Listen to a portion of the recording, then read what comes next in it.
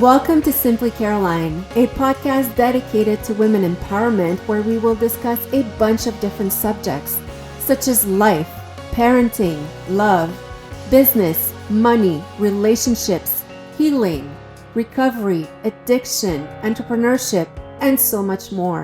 A podcast I'll do my best to keep simple, fun, and relatable and bring you tools to help you better your life.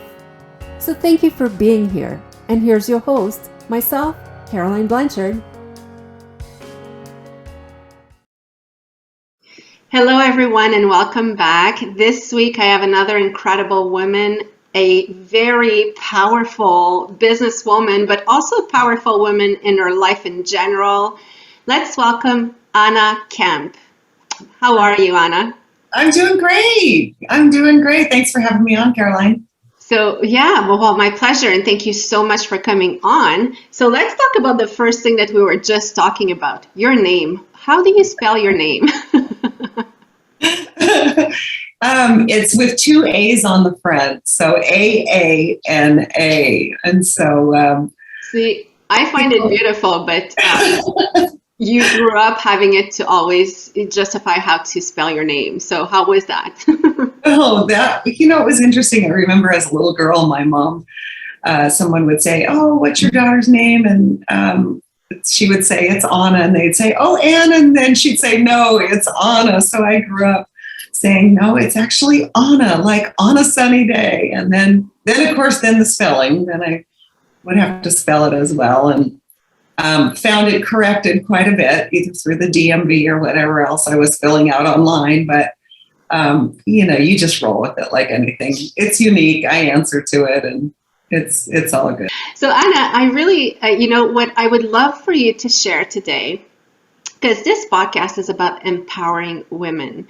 And since I met you, I think that it's almost like your mission in life is empowering women. And I remember, Aana is in network marketing like myself, and we're actually in the same company. She's way up there at the top. So I've seen her multiple times on stage. And I remember one of your goals was you wanted to help 100 single mom make a living income. Oops. So what made you set these kind of goals?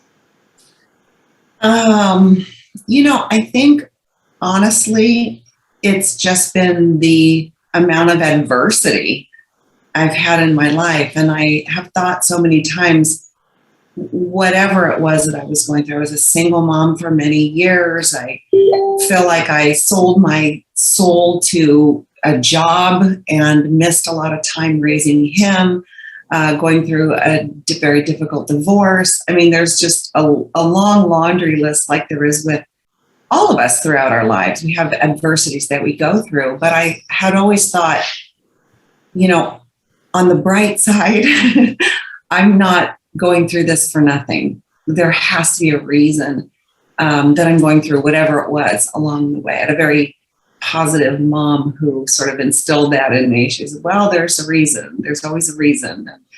I, at a certain point, thought, I've got to use some of these life experiences to help other women, because I'm not the only woman who was a single mom. I'm not the only woman who is struggling financially. I'm not the only woman who wants to travel or pay off debt or take care of aging parents or send my kid to college or whatever, fill in the blank. I'm not the only one, that could use somebody and somebody's help, and felt like I didn't really have that lifeline. So I thought, these are adversities that I could use to help other people. And so I thought, why not have a crazy, lofty goal of helping at least 100 women make a six-figure income and be free financially.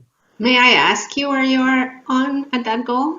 I'm at 89. Oh my goodness. And then lots and lots of other people making, whatever they want. Some people really just are looking to make an extra $500 or $1,000 or more. But, it's really more about what the person wants today. But 89 women making it. than what I want for them. It's what they want. Yeah, so, exactly. Yeah, I'm getting there. I'm super impressed because I've only known you for 7 years, from the first time I saw you on stage. So it's like 89 women making six figure. It has not been done in like 22 years. It's been done in 7. So that's very impressive. And that's one thing that I admire about you. You're very selfless. Like you give a lot of yourself and of training your teams and developing leaders. So what do you think you do that is unique, that is helping you develop leaders? I think leaders are somewhat developed, but leaders are also born, and certain people don't necessarily want to be in a leadership position. So part of the answer to that really is recognizing somebody's ability to step up as a leader and recognizing it really long before they do. And really all that comes down to is caring about somebody, asking questions, caring about them, staying with them daily, helping them through whatever fear they're going through, because fear is really the biggest hurdle for all of us in our lives. But I was so blessed to have a mentor in this business, and really for the first time in my life, see something in me that I didn't see in myself. And that was really the start for me, because I am so introverted and so never saw myself in a leadership position and never thought I could do it. And never, when I thought, I'm going to help 100 women, I never thought that really could happen. It just was kind of a crazy, lofty goal. But I think really caring about people, and really caring from the heart, not just caring to get something from someone, but caring about the person, and then seeing the qualities and telling them who they are and what they can become. And wow, I see in you these qualities that are so special. And even though I guess somewhere I had those qualities, I did not see them for myself. So it's a long answer, but I think having that learned from someone who showed me that, and then picking that up and thinking, well, what if I could instill that in somebody else, because it changed my life. It changed my life. My gosh, I wouldn't be where I am today without somebody who told me how great I was when I thought I was just awful. I thought I'm just never going to get this. This is so hard. This is the hardest thing I've ever done. But yeah. So there was a lot of perseverance as well. It was not just, because I know you worked a lot, you worked hard, and you never gave up. But what I really like also about your story here is that you are an introvert. And a lot of people will think, because you had another business before network marketing that was a conventional business. So whether you talk about network marketing or a typical conventional business, starting a business, being an entrepreneur takes really, it's a different set of skills. And a lot of people that are introverts will think, no, I can't do that. I can't put myself out there. And you're the proof that yes, you can. You don't have to be loud and eccentric necessarily to have success, because you are at the top of our company. So talk a little bit about, how did you go from, because I know that there's someone that believed in you and saw in you the potential before you saw your own. And that's actually one thing that I love about our company. They always say, we'll believe in you until you believe in yourself. And the first time I heard that sentence, it sounded such like a simple sentence. But, now, even today, when I hear our CEO saying that, like, I have tears in my eyes. I'm like, thank you, because it's so important to have someone that will tell you your strengths when you're not in a place to recognize them. So, yes, talk a little bit about the introvert part, that it can actually be a quality to start a business.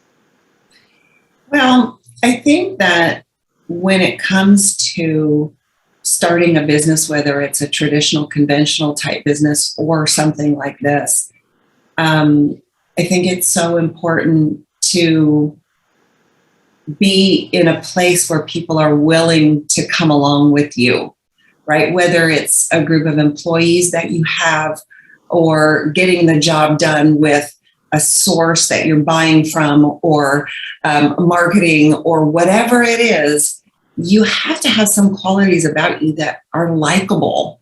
Whether it's employees that are willing to listen to you and a work environment that you're creating for them to want to stay there, or in network marketing where you're being somebody that people will follow.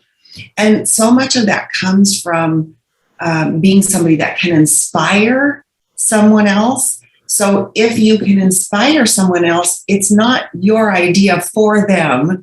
They've become inspired by something that you've done, and they want to do it themselves. And so I remember thinking, oh my gosh, I could never do this. But if I'm going to have people follow me, and if I'm actually going to have a team, or if I'm ever going to be able to, quote unquote, share or sell some products effectively, then I have to do it, whatever it is. And I have to cross the barrier of going from introverted and feeling fearful to using that to inspire others that they can do it too. Because I'm certainly not the only person that is introverted. I'm certainly not the only person who has fear of hearing the word no, or fear of something, false evidence appearing real, because really that's all fear is. I have to figure out a way to break through the barrier and do it myself. And really, that I think was the part that was painfully hard because it was so different and so new. And so I didn't have the faith that I could do it. But I knew that if I didn't do it, I wouldn't be able to inspire someone else to do it, to cross through their barriers, to cross through their fears, to cross through, over their hurdles. But I also wouldn't know how to teach someone else to do it if I didn't do it first. Mm-hmm. And really, that's kind of the rub. And I think that's the true in all businesses, whether it's a traditional, conventional business or it's network marketing. But I think that's what drove me to kind of break through. And I really looked at being introverted as something that would or could stop me. But I recognize that it's just almost an excuse not to do something. And so the more excuses that we can remove and barriers that we can remove, and we know they're a barrier, a problem, or an excuse when it's stopping us from doing something, or we're allowing it to stop us from doing something that seems hard or that we don't want to do. And I just remember that saying over and over again, successful people do what unsuccessful people are not willing to do. And every time I wasn't willing to do something, or I didn't want to do it, I knew I had to if I wanted to become successful. And I did. I really did want to be successful at this. And I think that's one part in there as well. I love your answer, by the way. And you're right, like the successful being willing to do what successful people, whatever. The one that you just said. I need another coffee. Sorry. But that too is such a simple sentence the first time I heard it. But it's so profound at the same time. So I love that. But, there's probably one component too that you had is that your back was against the wall. And as a single mom, when you need to feed your child and you need to, pay the roof over your head, there's probably also a drive that you have that, it's not just about you anymore. It's about you have to take care of someone. And I'm sure every single parent listening to this right now understand what I mean. When you become a parent, it's not just about you anymore. But again, like you said, a lot of people will still find excuses. That's what makes the difference between the ones that go to the top and the ones who don't. And I'm actually a really good person to find excuses, because I can find you excuses for everything, and that's at some point when you want to be successful, it has to become a decision. So it's the decision of, no, there's no more excuses, because, creating excuses is an art, but deciding that you're done doing that, it's another really main accomplishment. And one reason why I think you're such a great leader is also you're authentic. I always say you have to be the leader you would want to have. Do you feel like you would want to have yourself as a leader? Most days. Being really authentic and transparent. Most days, yes. Most days, that's kind of what I strive to be on it. And I really am still always working on getting better. I'm nowhere near where I want to be, but we all have days that are hard. We all have days that we get up on the wrong side of the bed, or we get started in our day and there's some kind of adversity or some kind of hassle or something that comes along that we didn't expect to have happen. So not every day is a super bright day, but I have also learned some of the tips and tricks to getting out of that, kind of dusting off that bad mood, or moving through that thing, or stopping for a minute and getting some fresh air, regrouping, listening to some good music, a short podcast, something that helps regroup. But for the most part, yes. I still am daily very much involved in my business, very, very much involved in looking for the people that are actively looking for me. Because recently, and you and I were talking about this right before we got started, but I heard a podcast recently that 79 million people have left their jobs. They've either left their jobs because of the recent pandemic and they were laid off for some reason, or they were working from home and now they don't want to go back. And what was interesting was hearing that 79 million people are not working, but yet those people need something. They really do. And I think about that and my heart really goes out, because the reasons people were not going back to work were not being valued, not being recognized for their hard work, not having flexibility in the marketplace, not feeling like they could make the kind of money that they were worth, right? Not getting along with the people in their work environment.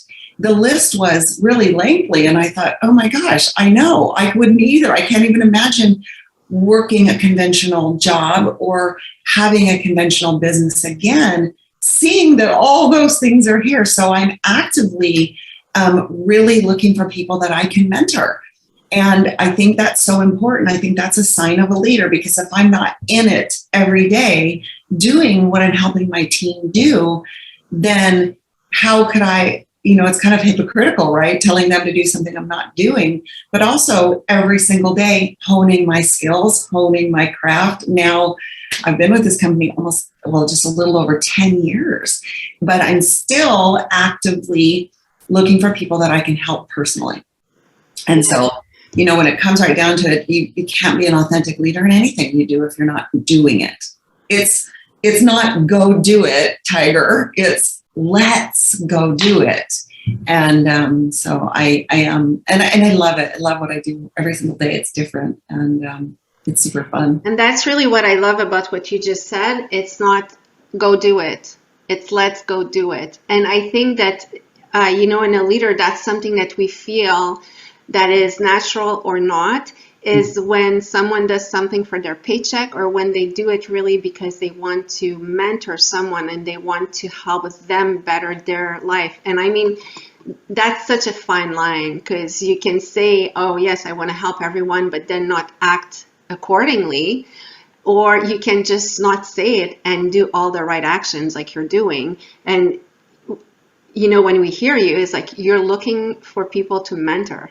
You're looking to help people grow. So that's very different than I want to, just help people make money, because making money is like by default will happen.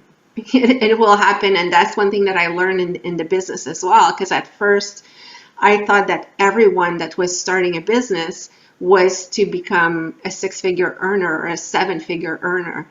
Like for me, it was not conceivable that some people just wanted to do it because they liked it, or they just wanted a discount, or they just wanted to be part of a community. I was just like, what? You don't want to go to the top? Why? And I actually pushed people out of the business by doing that because I was putting on too much pressure. So it comes down to what you said, listen to what people want and adjust accordingly. And I think, that's a skill you really have. You're a good listener and you're very calm. So you listen and then you adjust to them as opposed to them adjusting to you. And, that's a key to success as well. But I want to come back to one thing when you said we all have our adversity and our not so good moments. I remember, listening to one of my mentor that I absolutely love on stage when he said, yeah, and I had a funk day. And I was like, what? This guy has funk days? What's wrong with him? I could not believe that someone like that could have a funk day.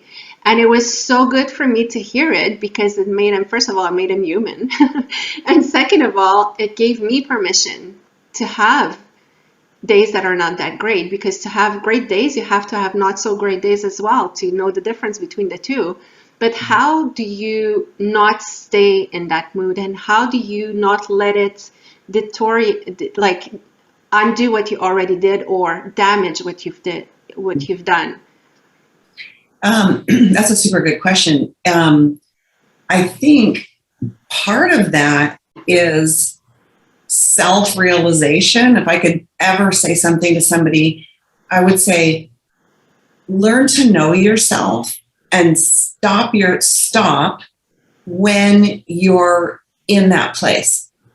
Like, in other words, recognize when you're in a funk, recognize when you're in a bad mood, recognize when you're impatient, recognize when you're tired. Try to recognize where you are. So, because that's the first thing, you have to catch it, because otherwise it spirals. And I think anyone listening can probably relate to being in a bad mood and then it gets worse. You snap at your husband or your kid, or you don't have the patience or whatever it is. So really learning to catch yourself and recognize it when you're starting to do that or feel that way so that you can do something. And then what are the things that drive you? So for me, one of the things is like exercise. I have to get up and move around and move my body. When I first got started, my sponsor who got me started in this business used to say, let's get in motion. We do so much better in motion. And we used to get in the car and make phone calls from the car because we were in motion. So I recognize sometimes that if I have to make some phone calls and I put my earbuds in and I go out on a walk, I actually make the most effective calls because I'm in motion. That's something personally for me. I also find that when you work from home, a super big trap is not being scheduled and not knowing what you're doing, not planning the day before the day begins. Because if you have idle time, that idle time is going to go by the wayside and it's not going to be productive time. And it leads to things like getting up from your desk and grabbing something from the refrigerator when you're not hungry or you don't need to do that. So recognizing that, I was recognizing that that's a behavior that I was doing. Like I would go, okay, I don't really want to make that phone call, or, oh, I don't really want to do that thing, or I need to follow up with that person, but I know they're going to say no. And projecting something negative into something you're about to do that's probably not even going to happen, but that causes you to do a behavior that you shouldn't be doing. And so you can probably tell I've done a lot of work on myself, learning what, the traps, and also working on the mindset. Because all of what we do starts first in our mind, and kind of steering away from those things. But for me, it's moving around. It's, grabbing a glass of water instead of a sign on my refrigerator that says, you're not hungry, you're thirsty, drink something, get some water. so that I don't do that. And I, kind of have to I'm going to have to giggle at myself, but figuring out where your spots are and then what works for you. Music's another one. I love great music. So if I can just, for me, it's moving away from my desk, moving away from whatever I'm doing in that moment and doing something completely different. You know, I've also just gone and laid down on the couch and been quiet and gone, you know, meditated a little bit. So that's another thing that I'll do too, but it's mostly recognizing it, changing it, shifting it. Thank you for being transparent on that, because, you know, people from the exterior will look at you and like think, oh, she has it all together, you know, and well, because that's always what we think about the others, how perfect they are and how it must be so easy for them. And then when you hear that, you know, even those top mentors have a funk day, or, you know, they need to put up strategies, it's good to hear, because it makes you realize that we're all human. And the big difference between someone that made it to the top and the other one who didn't is what they did in between. And just side note here, you know, now all of the people after the COVID pandemic of 2 years at home know what it is to work from home and have the fridge in the other room. So we've seen worldwide people gaining weight. Well, people, we have to deal with that always. The COVID cushion, call it. Yeah.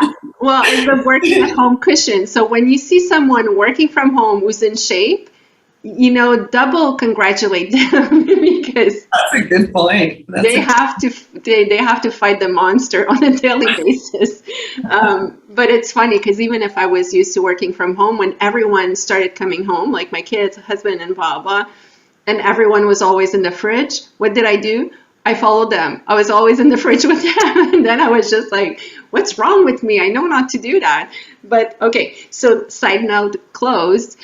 You know, it's what you're really saying is to have exit strategy, have plans to exit your bad moods, exit your not so, you know, frustrations and all of these things, because, or just accept them, be in them, and change your activities while you're in them. So if you know you're in a bad mood, don't go out and call a prospect, you know, and be like, why are you not returning my call? I've called 4 times. Not the time, you know, maybe choose a different activity. But it's really all about being aware of yourself and really accepting whatever you're in, and then choosing to act differently. And the beautiful thing, you know, you said you can tell that I worked a lot on myself. I can tell just because, first of all, the way you act, but second, just the way of saying it. Because I find that at first, when we start noticing all of these things, there's a lot of shame and there's a lot of like hiding it. And then the more you work on it, the more you're like, no, it's totally normal. And I'm okay talking about it, because we're all like that. So how do you, what I'm trying to ask here is like, when do you think that you're at a place where you're at your optimal, like you can stop the work? Where I can start the work? Stop. Like, you know, oh gosh, when you'll be like, I'm good now. I don't even know if that'll ever happen. Honestly, I love to be busy. I love to be active, but I really recognize an innate, important thing about all of us that drives us. We have a deep, innate desire to be cared about, to be heard. And we also have an innate desire, whether you think you do or you don't, to help another person. And it really, really drives me. I mean, my best days are the ones when I can be on the phone with somebody, walking them through something that can help them, showing them a different perspective on how to think about that, helping them get out of a bad mood, showing them how to make X amount more money because they need to pay some certain bills, you know, helping them get to some kind of a goal, helping people understand how to make a goal. What is that? You know, is it a dream or is it a goal? Because if you're not doing something toward it, it's just a dream. And helping them go from wherever they are to the decision of moving forward. And I recognize how much it really drives me when I'm making a difference. I don't know that I'll ever feel like I've arrived. I don't know that I'll ever feel like I'd like to, not like I've made it. I'm here. I can quit now. I don't know that I'll ever feel like that. Well, but the good news is, the longer you do it, the more control you have over your time. Like I could really stop and no one would know what I was doing. And it wouldn't really matter because at a certain point, the income comes in, whether you're working or not. And the or not part's kind of good. I'm happiest when I'm productive. I'm just happiest. And that was almost a trick question because I kind of knew you would answer that.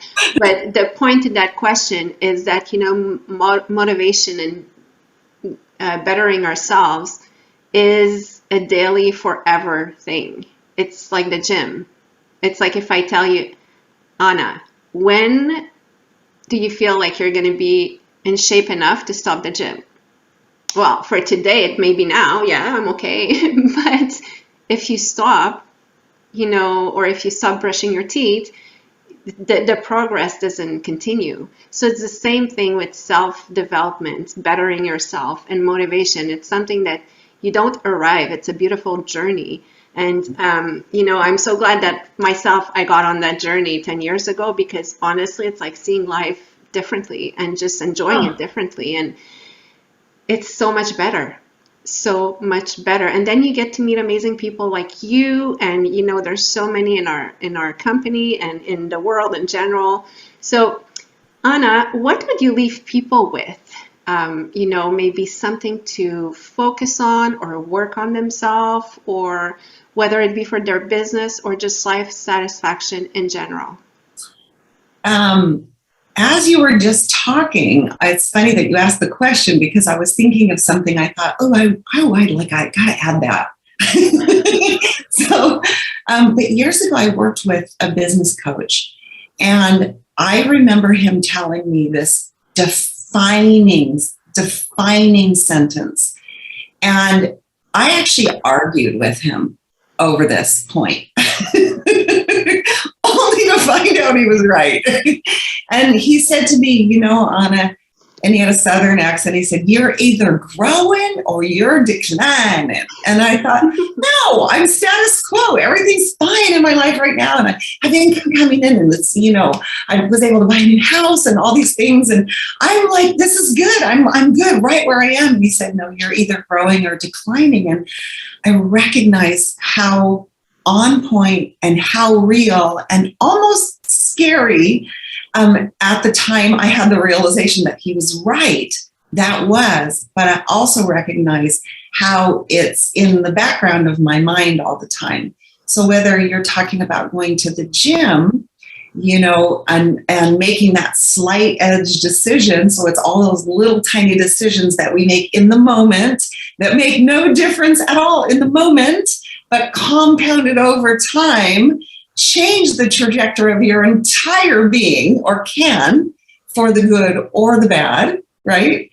It's just using the gym as the analogy. You can go and you can work out once a month or once a year or maybe once a day or 5 times a week. But all of those little pieces compounded over time change the way you feel as you get older, and the better quality of life you have long term because you made the right decision in the moment. The same is true in business, and the same is true in your mindset. You're either growing your mindset and becoming a better person and inspiring other people to do the same by your actions, not by your words, or you're not. So whether it's the food you're eating, or the gym you're going to, or the people you're surrounding yourself with, or the books that you're reading, and what you're doing, you're either growing or declining. And my best advice would be choose growth. It's a simple decision, and over time, you just get better and better and better at growing in whatever area it is becoming the very best person you can be. We're only one person. We only have so much time on this earth. And choose your decisions and choose what you do wisely, because it all matters. That's the best advice. That's the best advice. And if you want to read Aana's story, she is in the book 20 Powerful Women in Network Marketing, Volume 2. So Aana is describing her journey in network marketing in there, and she's also giving you her tips for success. Even though you heard quite a few here, she has different ones in the book, because when you're successful, there's a lot of tips you can give. You just have to talk about your life and say, what do you do to succeed? And it's so important to listen to, when people talk about it, because if you're listening to this podcast right now, there's a reason. You needed to hear something that Aana said. So you can just let it go, or ask yourself, what do I need to apply here? What should I take out of this? So, Aana, thank you so much for being on my podcast. I really appreciate you, and you are a leader really worth modeling. And I hope when I grow up, I'll be like you.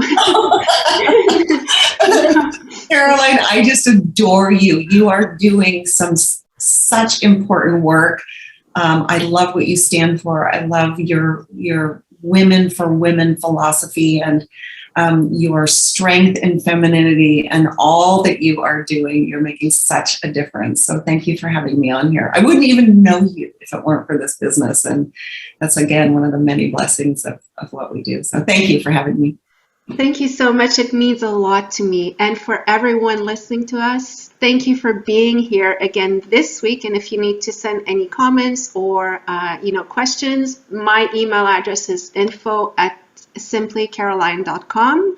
And if you want to follow Aana, it's like she's really interesting on Instagram, and you get to have different tips or lifestyle so much. So it's at Aana Camp there's no dot, at Aana Camp, and 2ANA, but I will write it in the podcast. So thank you all, and have a beautiful week. Thanks, Aana. Thanks, Caroline.